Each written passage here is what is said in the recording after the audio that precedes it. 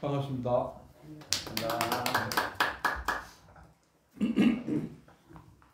오늘 며칠 춥다 보니까 오늘 많이 못 오셨네요. 그 일요일인데 많이 오실 건가 했는데 오히려 더 안 오신 것 같아요. 저도 오늘 그 참 몇 년 만에 뵙는 우리 또 거사님 또 우리 강배우 거사님 또 반갑습니다. 반갑습니다. 만복 거사님도 참 어려운 걸 해주셔서 고맙습니다. 우리 또 안병수 거사님 또 힘드실 텐데 올라와 주셔서 고맙습니다. 수장 보살님하고 우리 진은수 보살님도 참 먼 곳에서 오셨다 그죠? 예, 멀리서 오셨고 우리 장승환 보살님도 제일 출석률이 좋으십니다. 한 분도 안 되시고 개근상 드려야 되겠습니다. 뭐 그 외에도 많은 분이 오셨지만 제가 일일이 다 이름을 말씀드릴 수가 없습니다. 아시겠죠? 왜 그런가? 자, 이 오늘 주제는 부처님을 본받아 배운다. 우리 한문으로 하면은 항수불학, 상수불학이다. 상수불학. 부처님을 따라 배운다.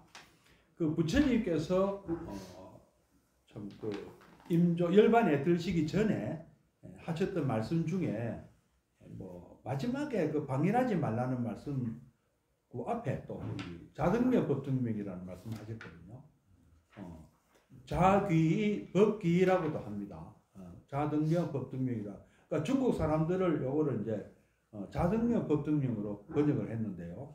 원래 뜻은 자귀 법귀에 가깝다고 합니다. 왜 그런가 하면은 그 이제 섬이라는 말이 그 인도 단어가 등불도 된대요.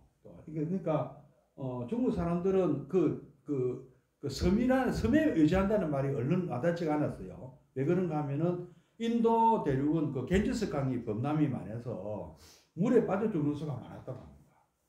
물론 뭐 중국도 황하강이나 양자강이 범람하는 수가 있지만 인도가 훨씬 심했나 봅니다. 그러니까 그 시도 때도 없이 내릴 수가 있었다고 합니다. 그건 아마 그 히말라야 산에 있는 그 얼음이 녹아서 그런 경우가 많다고 그럽니다. 비가만 와도 그런 게 아니고, 그래서 갑자기 그 큰 물이 내려오면 그 뭐 촌락이 다 떠내려갈 정도로 위에 굉장히 그런 일이 많았다고 하거든요. 그래서 이 귀한다는 말이 이제 의지한다, 그러니까 피한다는 뜻도 됩니다. 그래서 반야바라밀이라는 것도 그런 뜻이 있어요. 부처님의 반야로 바라밀, 저 언덕으로 피한다. 이런 뜻도 있거든요. 또는 뭐 우리 지혜의 완성이라는 뜻도 있지만, 그러니까 피한다 이런 뜻이 굉장히 강하게 있다고 합니다. 근데 부처님께서는 이 아난존자의 질문에 답을 하신 내용이에요. 이 자등명, 법등명이라는 말씀은 스스로 너 자신이 스스로 등불이 되고 그리고 나의 가르침을 등불로 삼아라. 왜 이렇게 말씀하셨나 하니까 아난존자가 하루는 부처님께서 굉장히 심하게 앓고 난 다음에 일입니다. 그래서 거의 하마터면 야, 이거 보통 사람 같으면 여기서 돌아가실 수도 있겠다 하는 그 걱정이 됐대요. 아난존자가. 부처님께서 굉장히 심하게 앓으셨나 봐요. 한 연세가 79 정도 되셨을 때. 근데 어쨌든 부처님께서 깨어나셨거든요. 그래서 이제 아난존자가 저는 하마터면 부처님께서 돌아가신 줄 알았습니다. 근데 돌아가신다는 생각은 안 했습니다. 왜냐 하니까 부처님께서 후계자도 지명 안 하시고 돌아가실 리가 없다.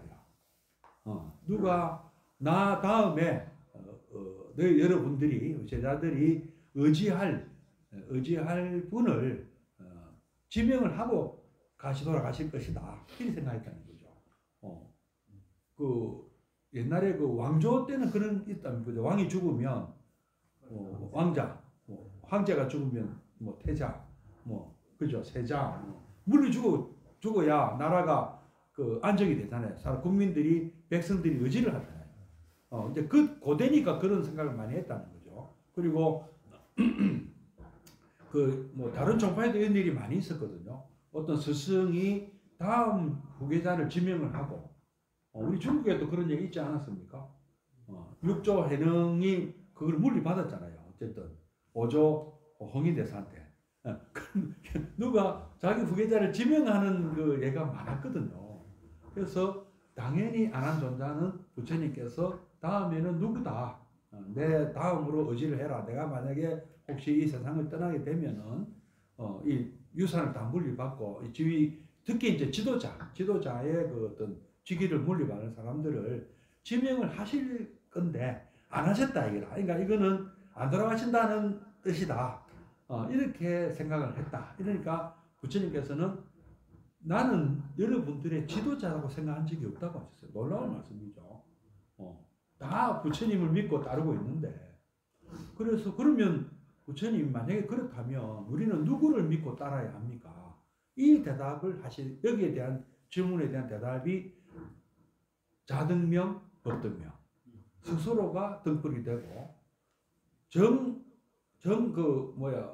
잘 모르겠으면 내가 남긴 계율과 내가 남긴 가르침을 스승으로 삼아라. 이렇게 말씀하셨어요. 사람에 의지하지 말라고 하셨어요. 참 놀라운 말씀입니다. 다른 종교에서는 이런 얘기 하시는 경우가 없거든요. 뭐 하느님을 믿어라. 아니면 우리 교주를 믿어라. 이렇게 꼭 그런 대부분 종교가 그렇습니다. 근데 부처님께서는 사람을 믿지 마라. 나도 내가 없으면 나도 내 가르침이 나 스승이다. 그리고 스스로가 주인이 자기 인생의 주인이다. 그죠? 스스로 책임져야 되고 자기 스스로가 어떤 믿을 만한 존재가 돼야 된다. 그죠? 누구한테 물을 필요가 없다. 왜 자기 인생을 자기 건데 어디 가서 물어본단 말이야. 그때 근데 문제는요. 여러분도 뭐 그런 경험 많이 하셨겠습니다만은 저도 그런 문제를 많이 겪었어요. 너무 몰랐다는 거죠. 너무 모르다 보니까 사기도 당하고 보이스피싱도 당하고 맨날 속는 거예요. 실컷 모은 돈 모아놓으면 뭐예요? 다 난리쁘고 엉뚱한데 버는 것도 내가 잘해서 번 것도 아니더라고. 지나가 보니까. 근데 쓰는 것도 영 쓸 줄을 몰라. 버는 것도 몰랐지만은 쓰는 것도 쓸 줄을 몰랐기 때문에 기껏 모아놓은 돈 참 어처구니 없이 날리는 그런 얘기가 참 많지 않습니까? 우리 일상에서 보면요. 그래서 이것을 우리가 너무 몰랐다는 거죠. 그리고 또 경험을 이제 다시는 안 속는다 하면 어떤 경우예요? 실컷 속고 난 다음에 실컷 당하고 난 다음에 이제 그제서야 이거는 조심해야 되는구나. 보이스피싱도 당한 사람이 조심하고 건강도 그렇지 않습니까? 건강도 크게 앓고 나야 이거 조심해야 되는구나. 안다 이거죠. 근데 부처님도 전생에 수많은 이런 그걸 하셨다는 거죠. 경험도 하시고 보시도 하시고 수행도 하시고 육바라밀부터 좀 많이 하셨대요. 전생에. 그래서 부처님 되신 거래요. 경전에 의하면은. 그래서 우리는 부처님 말씀대로 뭐냐면은 내가 아직은 자신이 없을 때는 부처님이 남기신 그 경전 말씀이 말하자면은 처방전이다. 처방전. 그래서 미리 거기 예방책까지 있더라. 이런 병은 이렇게 조심하고 혹시 이런 징후가 나타나면 이렇게 조리를 해라. 이런 내용들이 다 있다는 거죠. 우리 84,000법문이 있는 까닭은 중생들의 고통의 종류가 84,000가지라서 그래요. 우리 아픈 것도 그렇지 않습니까? 404병이라거든요. 불교에서는. 병의 종류가 모두 404가지다. 그렇게 분류를 했대요. 그리고 우리는 병만 어디 고통이 있습니까? 생활고, 그 다음에 옥고, 그죠? 또 감옥에 갇히는 고통. 우리 또 가까운 분들 중에 혹시 그런 분들이 계시면 마치 내가 겪는 것만큼 힘들지 않습니까? 본인은 또 얼마나 더 힘들겠습니까? 그래서 우리는 누가 그 부처님께서 그런 말씀하셨어요. 주변에 아픈 사람이 없더나 있었습니다. 그러면 나도 안 아파야 되지 하고 마음먹게 되고, 주변에 나 있는 사람 없느냐? 있습니다. 그러면 나도 그리 된다고 생각하고 미리 대비를 해라. 그리고 주변에 죽은 사람 없느냐? 그저 연세가 이렇게 나이가 저도 뭐 나이 조금 드니까 저보다 젊은 사람들이 좀 죽기 시작해요. 나이 드신 분들이 돌아가시는 거는 뭐 이제 별로 그렇게 막 와닿지가 않았는데 보통 그러시더라고요. 부모님까지 돌아가시는 것만 해도 실감이 안 났는데 형제 자매가 돌아가시는 경우는 좀 굉장히 심각하다고 받아들인대요, 사람들이. 그리고 또 그다음에 누굽니까? 친구들, 학교 동창들, 뭐 동기들, 뭐 하나씩 둘씩 떠나거든요. 그런 거 보면은 이제 슬슬 이제 무서워지는 거예요. 이건 다음에는 내 차례일 수도 있거든. 이런 것 때문에 여기에 어떤 식으로 대처를 한다, 해야 된다 하는 것이 어디에 있느냐? 부처님 말씀에 있다. 부처님께서는 지금 여기 계셔가지고 오늘 우리 사시불공에 모시는 게 뭐냐 하면은 부처님 모셔서 말씀 듣는 자리예요. 사실은 부처님 옛날에 부처님 당시에 우리가 초대를 한 거예요. 부처님 공양 우리 모시겠습니다 할 때는 부처님께 식사 공양을 드리는 그것도 공덕이 되지만 부처님이 오셔서 또 우리의 애로사항도 부처님 우리 집안에 이런 문제가 있습니다 하고 의논하는 시간도 되거든요. 그러니까 여러분들도 여기 계신 불자님들도 이런 불공을 오셨으면 아까 정근할 때 뭐 기도할 때 그때 막 말씀을 드려야 돼요. 자기 마음속에 고민을 공양 올려야 되는 거예요. 그게 법공양이에요. 그러니까 나의 고민을 부처님께 전하면서 부처님 제가 이런 문제가 있는데 부처님 좀 해결해 주십시오 하고 올리고 또 뭐 저한테 의논을 하셔도 돼요. 뭐 어떤 상담을 하실 만한 일이 있으면. 그 왜냐면은 저는 제가 직접 체험한 게 아니라 하더라도 경전에 제가 한번 읽은 경전에 처방들이 있는 경우도 있거든요. 그 문제에 대한 처방은 부처님이 이렇게 말씀하셨습니다 하는 거는 말씀드릴 수가 있거든요. 그래서 수행을 통해서 우리는 자등명 스스로가 의지를 할 수 있는 내 스스로가 의지할 수 있는 그런 인격을 우리가 도야를 해야 되는 것이고, 그 다음에 정 자신이 없으면 부처님 경전을 찾아내야 돼요. 근데 여러분들이 84,000 법문을 다 배우기는 힘들잖아요.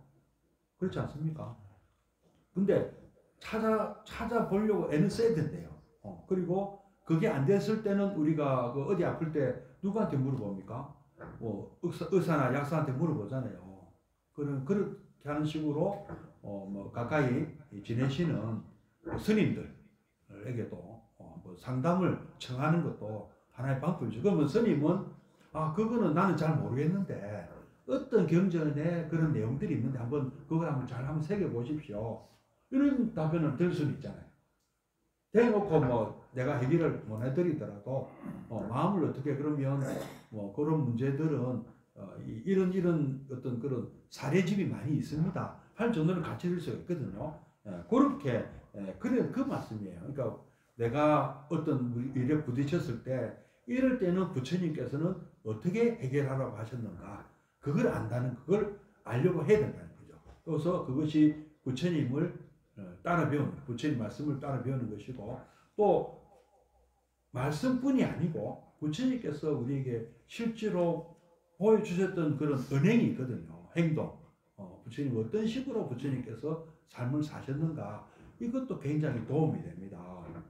그 다음에 또 우리 도산 안창호 선생님 얘기 한번 더 하겠는데요. 도산 안창호 선생님이 하신 말씀 제가 참 와닿는 게 그거였어요. 누가 우리나라 그때 그때는 일제 강점기 상태 놓였지 아닙니까? 그러면 막 사람들이 한탄을 하더래요. 이 나라 운명이 이렇게 안 좋은데 누가 좀 나서가지고 우리를 좀 잘 이끌어줬으면 좋겠다. 그런 말씀을 하셨대요. 근데 안창호 선생님이 뭐라 했습니까?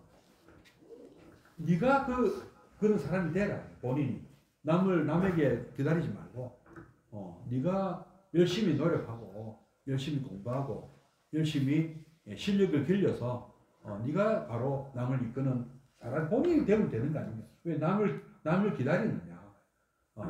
우리가 부처님을 따라 본받는 것 중에 제일 좋은 게 뭐냐면은 우리가 부처님 되는 거예요. 부처님의 삶을 사는 거다. 부처님처럼 우리가 한번 따라서 배워보자. 어르신들 어릴 때 누구 보고 따라 배웠습니까? 지금 기억이 잘 안 나지만 부모님 따라 배운 거예요. 그죠? 안 그렇습니까? 아버님 하시는 거 보고 나도 내가 받았던 아버님으로부터 받았던 그 교육 방침대로 우리 자녀들을 우리는 가르치고 있어요. 알고 보면 그게 그대로예요.